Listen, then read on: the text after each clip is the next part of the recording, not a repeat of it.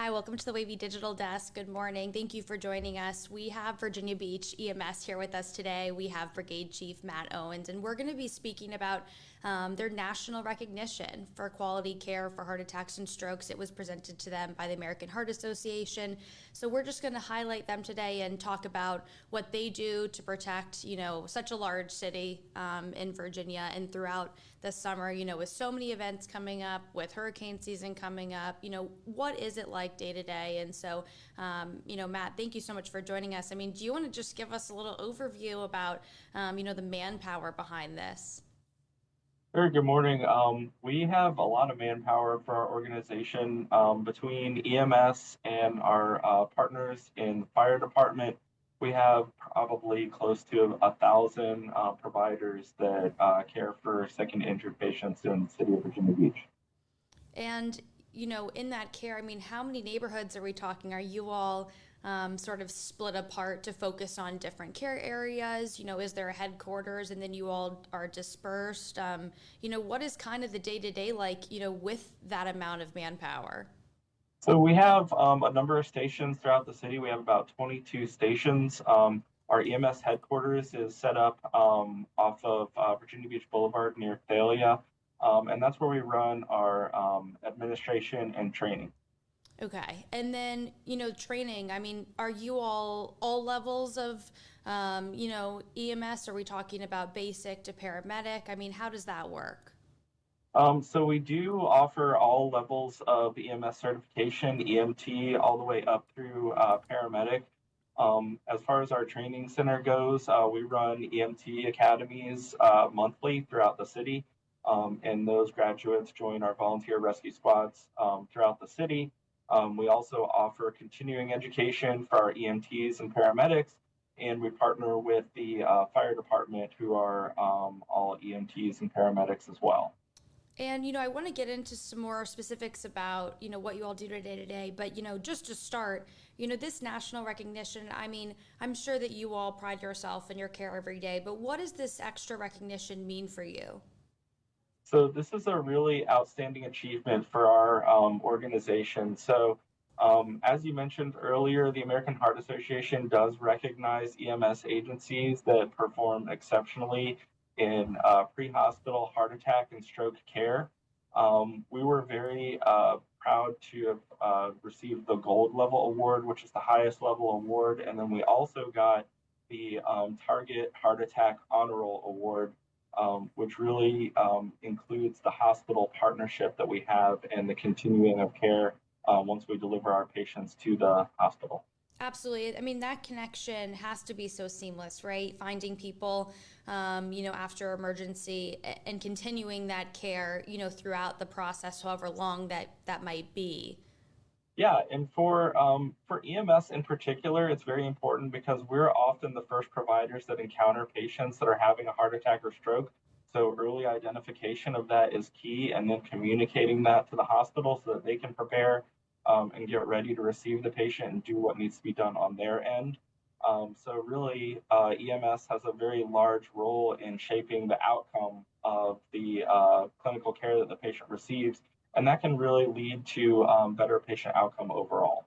And especially with heart attack and strokes, timing is everything. So, finding someone and administering, whether it's CPR, AEDs, and then with strokes, knowing when it took place, when it happened. What are some things when you get into the field? Do you guys have a protocol that you all follow that's team based? Are there certain things that are always in the kit where, you're able to help with heart attacks? What are some things that allow you all to be ready? So we do have protocols that we follow. We also work really closely with our continuous quality improvement program, which sets benchmarks. We call them key performance indicators, and those are things that are based on the latest science and evidence-based medicine that really lead towards that positive outcome. So some of the things that we're looking for when our crews first arrive on scene is, are they getting that 12 lead EKG within the first 10 minutes of getting there so that they can recognize that that patient may or may not be experiencing a heart attack, making sure that the patient gets aspirin, performing stroke exams and notifying the hospital if we have a suspected stroke.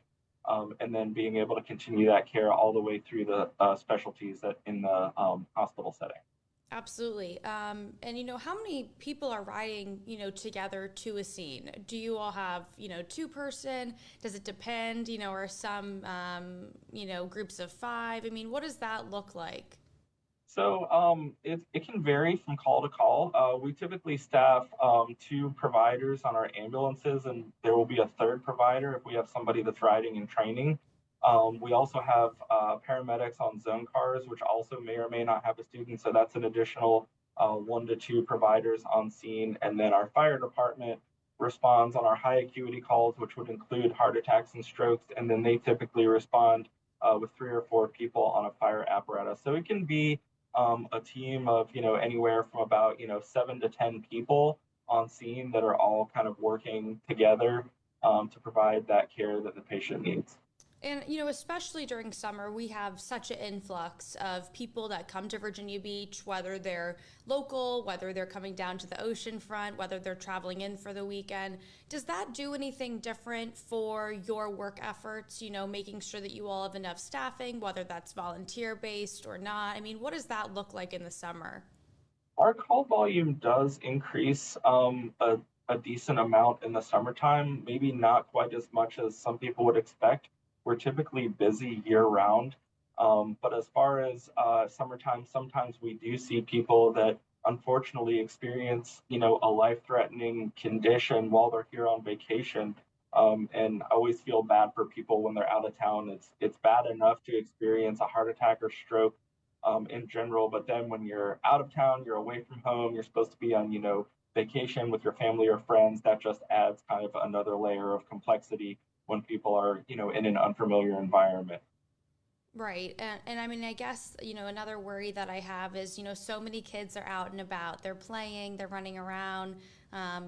We are focusing on the cardiac and stroke, but, just curious. I mean, in the summer, kids are swimming, kids are running around, they're on bikes, but could be more accidents. I mean, is there more concern in the summer to have that large amount of staffing? So we always want to staff as much as possible. We have target staffing that our field is working constantly to achieve. And then what can be challenging is kind of sorting through, heart attacks and strokes along with all those other calls that we see, maybe, minor injuries or things like that, heat exhaustion, and trying to recognize those high acuity patients in conjunction with all of those other calls that we're receiving as well, so that any patient that's experiencing a time sensitive emergency like heart attack or stroke, that we're getting the fastest response to them and the highest level of care so that they have the best possible outcome. Absolutely. And, another thing that I wanted to ask about too is, heat stroke. That can be a big thing that happens in the summer, whether you're playing sports, whether you're just out relaxing. What is the care like for that? And is there any advice this summer, to maybe need you all less, which is the hope, right? That people, don't have to call in to 911 or don't have to have that emergency. Sure. We certainly want people to be mindful of the heat and the temperatures. We want people, if they are going to go outside, to stay hydrated, drink plenty of water. You can alternate Gatorade with the water. If you are out in the heat, take breaks, get into the shade or the air conditioning every so often. If you start, feeling really hot and sweating, then you're kind of start moving into what we consider like, heat exhaustion. And that's when it's really time to recognize that, you need to get out of the heat, drink plenty of fluids, rehydrate. If you move into heat stroke, then that's when the patient will stop sweating, their body temperature can get really high, and that is a life-threatening condition. So really, that's where EMS would become typically involved when the patient stops sweating, they can no longer regulate their body temperature, and then it would become necessary for us to provide, IV fluids and things like that to help rehydrate and cool them down. Absolutely. And, if people do have a heart for this, if they do want to volunteer or help out, you all do have a big volunteer base as well, correct, with your organization? Yes, we could not do it without the volunteers, and we're constantly recruiting anyone that wants to join or is considering joining. can visit our website for more information on that. We also offer an opportunity for community members to ride as an observer on our shifts if they want to see firsthand what it's like to ride on an ambulance and see if maybe that's something that they would consider doing as a volunteer for us. I imagine for some people that is probably a life-changing experience, really seeing you all work at the speed you do. It certainly can be. It was for me. My very first shift in Virginia Beach EMS was as an observer, and I really enjoyed it. I ended up joining one of our rescue squads and ultimately making a full-time career out of it. So a lot of times it can be a very life-changing experience for the observer as well. Wow, that's so significant. So you went from, just a ride along and now at Brigade Chief. I mean, what has that journey been like? I joined EMS close to 20 years ago here in Virginia Beach. I started out as a volunteer with Kempsville Rescue Squad. I was hired a few years later, and I worked in the field as a paramedic for a while. I eventually became a shift supervisor, and then I worked as our continual quality improvement officer for a while. I've also worked in various other areas of the organization, so admin, HR, training, and operations. And currently, I'm the chief of training. So I really enjoy working with our quality improvement program and kind of bringing our training in line with the quality improvement, so we can look at patient outcomes and what we're doing to really have data-driven protocols and progressive medicine for our agency. And for people that don't know, and I'm sure that the training is rigorous, what sorts of things are you training them for? I mean, sometimes I don't know if you all are first on the scene, it might depend, or if you all are partnering with, let's say, a call that comes into the police department, or what does that look like? What are you preparing them for? So we partner with the police department, fire department, ECCS, our 911 dispatchers, and also our sheriff's office. All of those agencies really work hand in hand together in Virginia Beach. Starting with the 911 call, we work with our dispatchers and call takers to provide um, medical pre-arrival instructions. We also train our dispatchers to triage the calls so they can identify higher and lower priority calls so that we can respond more appropriately. Then moving on to our fire department is very often the first responder on scene, and we work closely with them. They'll provide care until the ambulance arrives, and our paramedics also work with our volunteer rescue squads and our police department. Our police officers are CPR trained, they carry Narcan, they have defibrillators. And so really it's a joint effort where everyone kind of comes together. Typically, your call like a heart attack, that's kind of an all hands on deck. Police, fire, and EMS are typically going to respond. So if 911 is called for a situation like that, it wouldn't be unusual to have a police officer there, as well as fire department and EMS kind of all working together. And I mean, that's just, to highlight again, what we, came here today to talk about, to have that many people available on scene and to be working so seamlessly with multi-team situations where, things I'm sure can get more than hectic, especially if there's family members involved and so forth. To be able to be recognized for a system of so many that are responding to this call is very impressive. Well, thank you. We appreciate that. It is definitely a big undertaking to coordinate all of those efforts, but really that's where our training comes in. And we do prepare our providers to be able to respond in any situation. They really need to be able to handle any type of call that comes their way. And very often, they don't know what to expect when they do get called out. Sometimes it's exactly as it was reported to us, and then other times it can be very different. So we do prepare them to handle, pretty much any type of call, medical, trauma, or otherwise that may come their way. And sometimes they're even just out there doing public assists. Sure. And I wanted to ask you, in the case of heart attack, at least in CPR, I mean, how important to you all is it for, for people to learn that, to learn CPR, to maybe have an AED if they're able to in their workplace? I mean, things like that that can just, bridge the gap to, maybe when something occurred and then when you all can arrive. So community engagement is critical to this.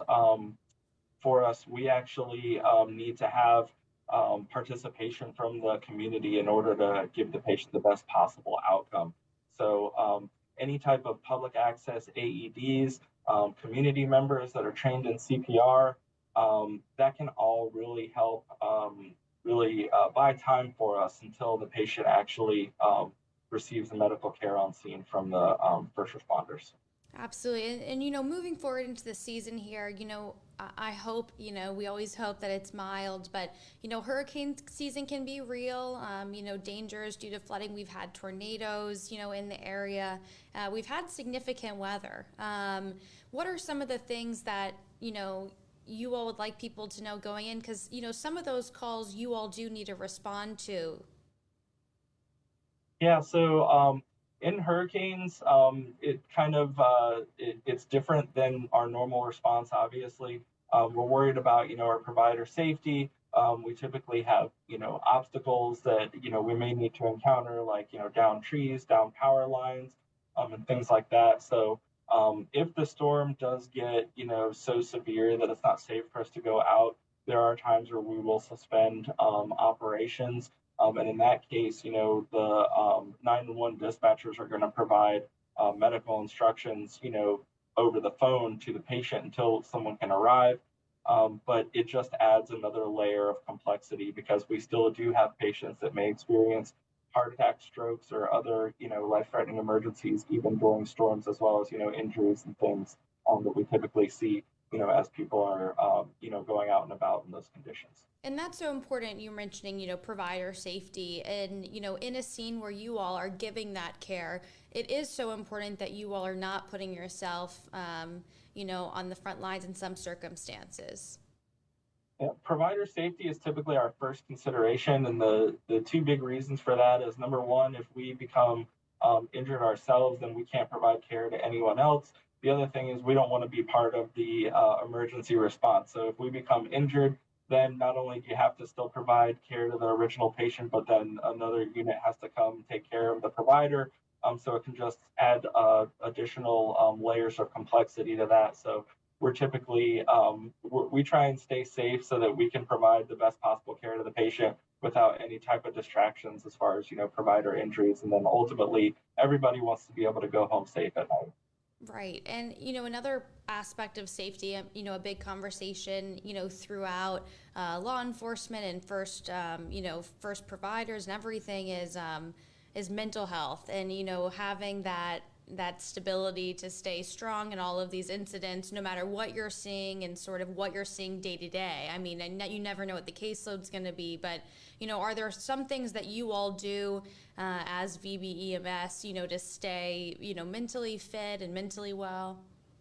So absolutely, and that's a big area that we've recognized that EMS nationwide really is kind of stepping up to take better care of our own providers because we're all so in tune to taking care of the patient and looking out for the next person that sometimes we forget to actually take care of ourselves.